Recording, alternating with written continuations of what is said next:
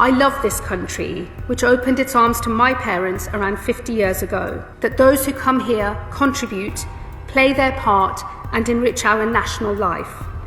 While each will always retain something of who they were and where they came from, they become a part of the greatest multi-ethnic, multi-faith democracy in the world. Britain की राजनीति में इन दिनों जबरदस्त उथल-पुथल मची हुई है और इसकी सबसे बड़ी वजह है एप्स्टीन फाइल्स में कुछ जाने माने ब्रिटिश नेताओं के नाम का सामने आना।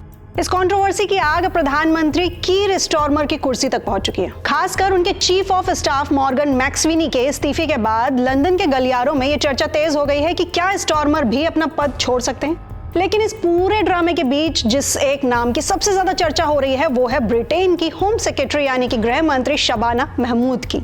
अगर कीर स्टारमर को इस्तीफा देना पड़ता है तो शबाना महमूद को प्रधानमंत्री पद की सबसे मजबूत दावेदार माना जा रहा है।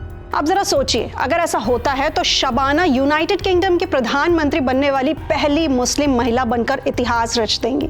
अब सवाल यह है कि आखिर शबाना महमूद हैं कौन और उनकी राजनीतिक ताकत क्या है। तो 45 साल की शबाना महमूद पेशे से एक तेज तर्रार वकील हैं और इस समय लेबर पार्टी की सबसे प्रभावशाली महिला नेताओं में गिनी जाती हैं। उन्हें पीएम कीर स्टारमर की सबसे भरोसेमंद सहयोगी माना जाता है। शबाना की सबसे बड़ी खूबी यह है कि उनकी अपील केवल ब्रिटिश महिलाओं तक सीमित नहीं है, बल्कि साउथ एशियाई समुदाय और मुस्लिम मतदाताओं के बीच भी उनकी बहुत अच्छी पकड़ है। यही वजह है कि लेबर पार्टी के फ्यूचर के रूप में उनकी दावेदारी इतनी स्ट्रांग दिखाई दे रही है। उनके शुरुआती जीवन की अगर बात करें तो शबाना का जन्म 1980 में ब्रिटेन के बर्मिंघम शहर में हुआ था।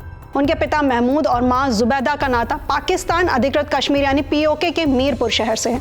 लेकिन शबाना के जन्म से बहुत पहले ही उनका परिवार बर्मिंघम में बस चुका था। यही वजह है कि शबाना की अपब्रिंगिंग और एजुकेशन पूरी तरह से ब्रिटेन में पश्चिमी प्रभाव के बीच हुई है। उनकी एजुकेशनल क्वालिफिकेशन भी काफी शानदार रही है। उन्होंने साल 2002 में ऑक्सफोर्ड के प्रतिष्ठित लिंकन कॉलेज से कानून की डिग्री ली और उसके बाद Inns of Court School of Law से बार वोकेशनल कोर्स पूरा करके प्रोफेशनल बैरिस्टर बन गई।